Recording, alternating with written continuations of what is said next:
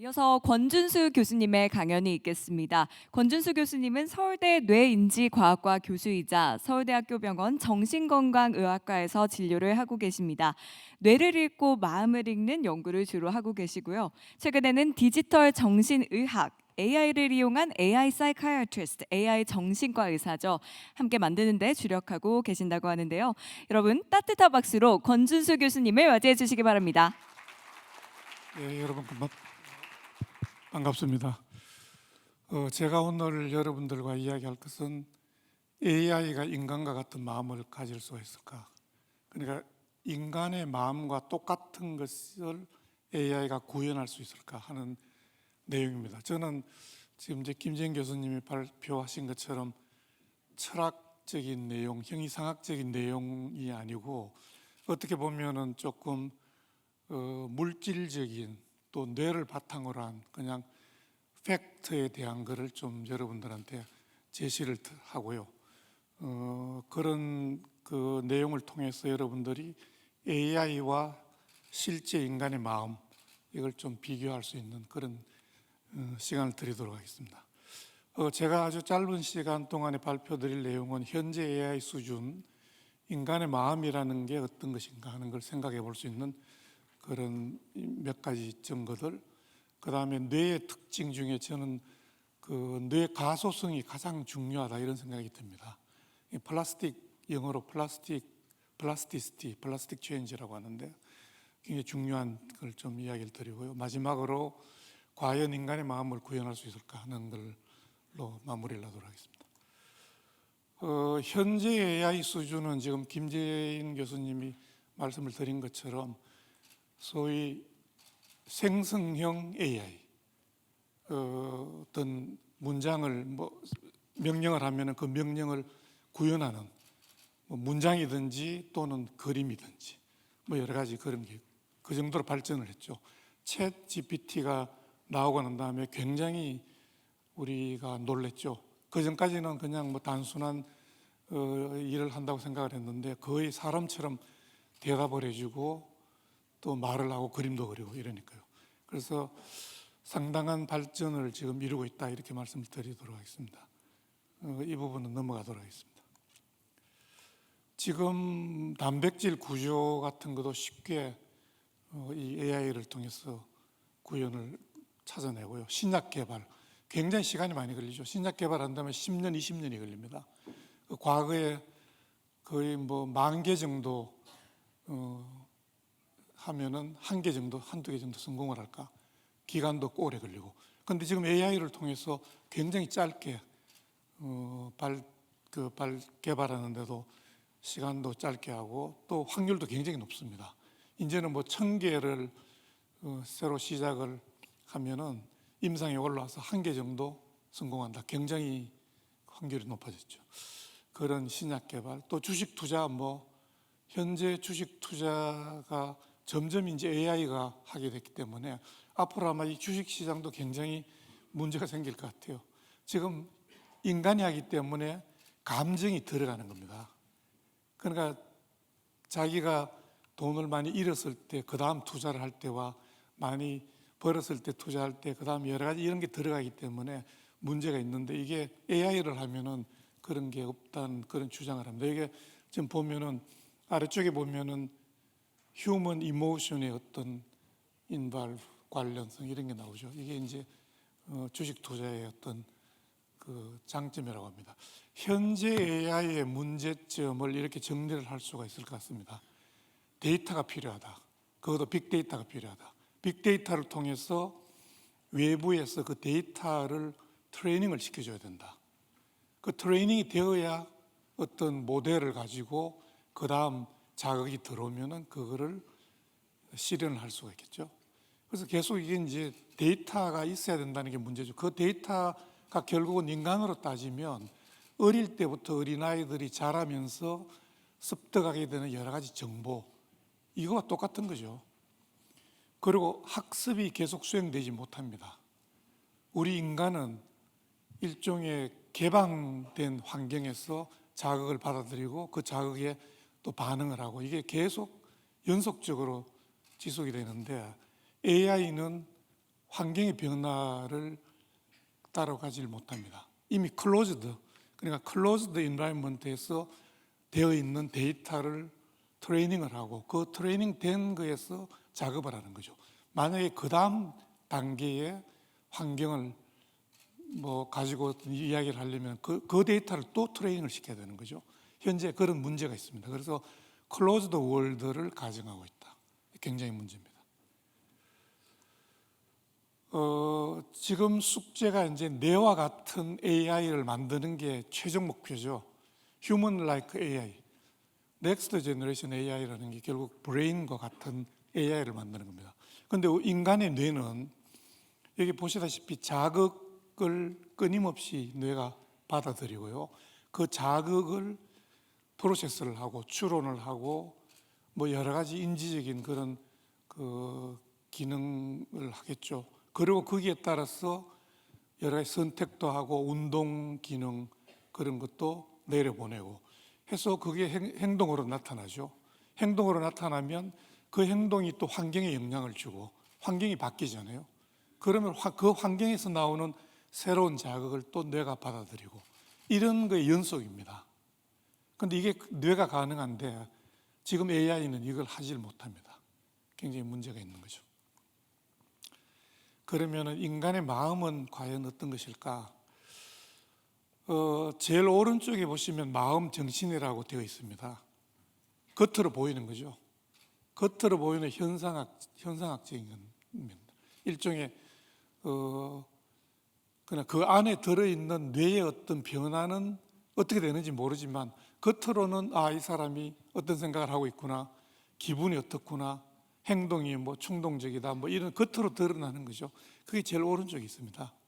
그 밑에 보면 뇌의 어떤 변화, 뇌 연결성의 변화, 신경세포의 변화, 신경세포의 단백질의 변화, 궁극적으로 유전자의 변화, 이게 다 연결되어 있습니다. 그런데 우리는 그 밑에 어떻게 되어 있는지를 모르고 있는 거죠. 그래서 마음은 여기 있는 것처럼 생각하고 감각하고 인지 그리고 기억하고 느끼며 인간이 하는 모든 의식 무의식적인 경험을 일컬어 마음이라고 하는 거죠. 제가 예를 하나 들어보겠는데요. 왜 이런 그 현상이 뇌에서 나타나는가? 물론 지금은 뇌라는 게 어느 정도 기능이 밝혀져 있죠. 하지만 과거에는 잘 몰랐죠. 지금 이것도 2000년대 초에 나온 그 일종의 논문을 제가 하나 가지고 왔는데 40대 남자 교사입니다. 근데 이 교사가 소와 포르노에 과도하게 집착을 해요. 이건 이제 케이스 정례가 저널에 발표된 겁니다. 자기가 입양한 딸도 성폭행을 해서 교도소에 수감이 됩니다. 그런데 이 사람이 MRI를 찍어봤더니 뇌에 전두엽 쪽에 큰 종양이 발견됐습니다. 그래서 그 종양을 제거를 했더니 이 사람의 어떤 이런 소아 포르노에 집착하는 증상이 없어졌습니다. 그런데 공교롭게 몇 년 후에 뇌 종양이 재발을 했습니다.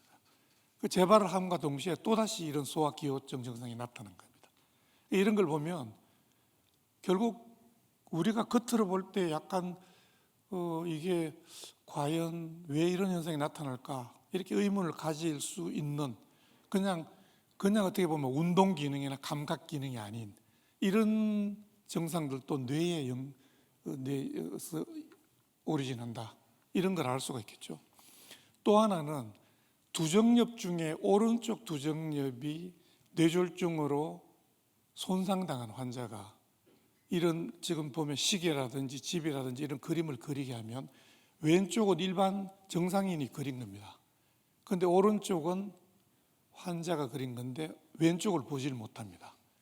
왜냐하면 오른쪽 두정엽이 손상을 당했기 때문에 이 사람에게는 왼쪽의 세계는 존재하지 않습니다. 이 사람이 인지하는 세상은 오른쪽만 존재하는 거죠. 이게 다 뇌의 기능이죠. 저는 정신과 의사이기 때문에 주로 이제 정신 질병을 이제 치료하고 이러는데 심한 우울 증상이 있습니다. 아무리 해도 치료가 안 되는 약물이라든지 상담이라든지 아무리 해도 좋아지지 않는 우울 증상.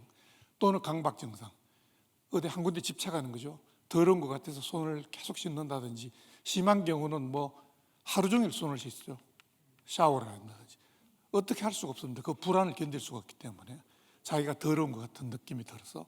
그런데 이런 사람이 약물 치료, 뭐 인지행동 치료로 치료가 안 되는 환자는 결국 마지막에 심부 뇌자극술이라는 전극을 뇌에 심습니다.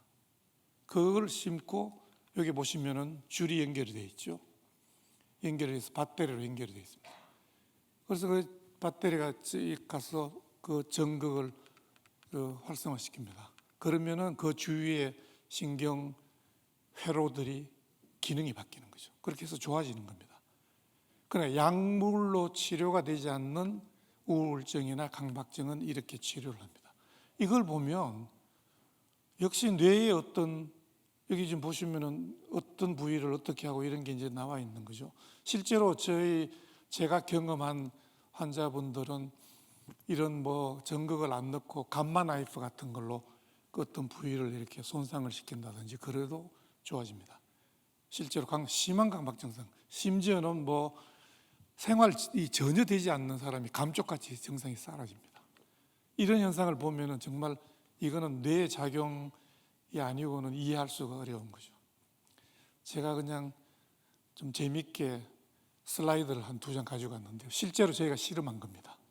여러분들 사랑은 어디서 나오는 거죠? 심장에서 나오는 겁니까? 심장이 뛰어야 여러분들이 사랑을 느끼는 거죠. 사랑은 뇌가 하는 겁니다. 사랑하는 사람의 뇌는 어떤 변화가 있을까? 제가 이런 연구를 한번 해봤어요. 요사이 뇌영상술이 많이 발달했기 때문에 뭐 fMRI 이런 걸 가지고 하죠. 사랑하는 사람의 뇌는 중독의 상태입니다. 요새 뭐 마약 중독 이런 게 있지만 그래도 문제잖아요. 중독은 뭡니까? 여러분들 그런 뭐 약을 한다든지 뭘 해도 또 안 하면 계속 하고 싶은 거죠. 계속 하고 싶은 겁니다. 중독이 돼 있다는 거죠. 그거는 뇌에서 도파민이 관련됩니다. 도파민이라는 신경 전달 물질과 또 여기에 보상 회로가 관련됩니다. 뇌에 그 회로가 있습니다. 이게 지금 도파민이 올라가죠. 아래쪽에서. 그래서 사랑에 빠진 남녀를 불렀습니다. 저희가 불러서 남자한테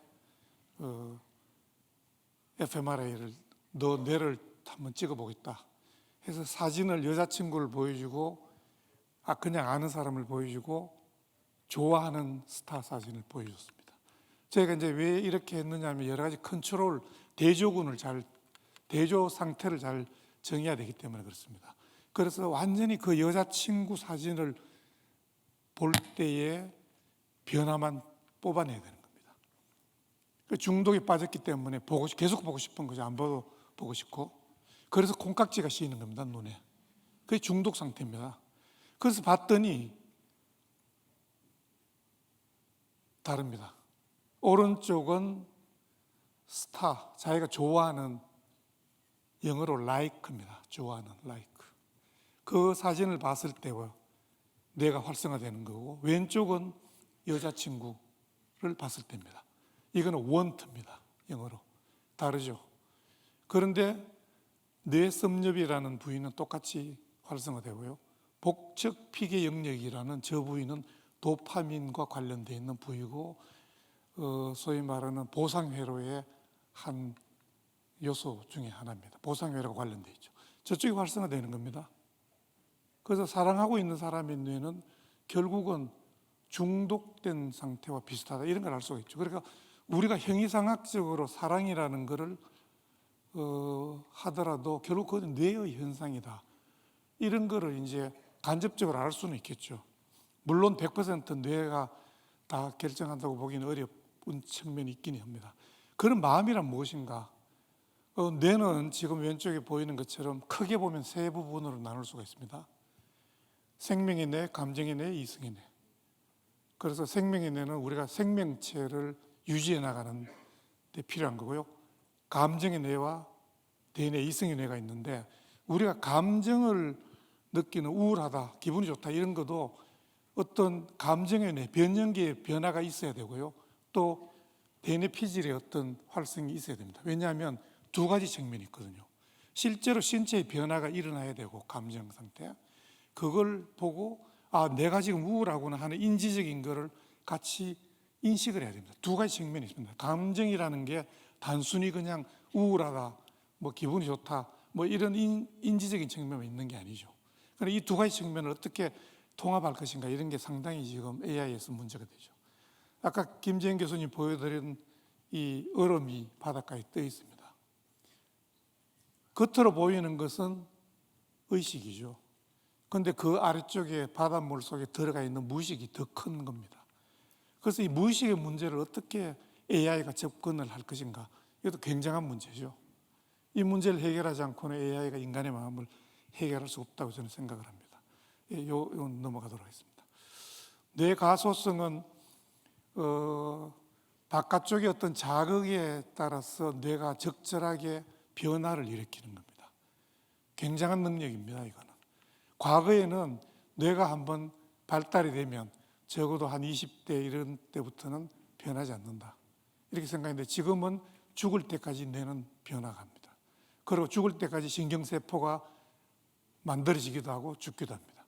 그래서 많은 자극을 줘야지만 치매에 늦게 걸린다는 게 다 이런 이유가 있습니다. 그래서 그런 문제가 있고 뇌 구조가 굉장히 복잡합니다. 약 1000억 개의 신경세포와 1000조의 시냅스를 형성하고 있는 이해하기 상상하기 어려울 정도의 그런 구조를 가지고 있습니다. 그러면은 마지막으로 과연 이 인간의 마음을 다 구현할 수 있는 AI를 가지고 정신과의사 심리 상담이 가능할까? 이거는 제가 질문으로 남겨두도록 하겠습니다. 이게 마지막 슬라이드인데 인간의 마음은 굉장히 복잡합니다. 이 복잡한 문제를 AI가 어떻게 접근할 것인지 이 문제를 어떻게 풀 것인지에 따라서 가능할지 안 할지가 결정될 거라고 생각을 하고요.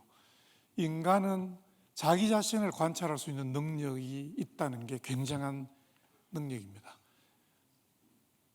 주위의 환경을 판단하고 평가하는 능력은 뭐 AI가 가능할 건데 스스로를 볼 수 있는 능력 이거는 인간만이 가질 수 있는 능력이지 않을까 이런 생각이 들고요. 또 융이 이야기한 집단적 무의식이 그냥 개인의 무의식뿐만 아니고 집단적 무의식도 있기 때문에 이런 걸 어떻게 해결할 것인가 하는 게 또 다른 숙제이지 않을까 하는 생각을 해봅니다. 제 발표는 이상으로 마치도록 하겠습니다. 감사합니다. 네, 권준수 교수님 감사합니다.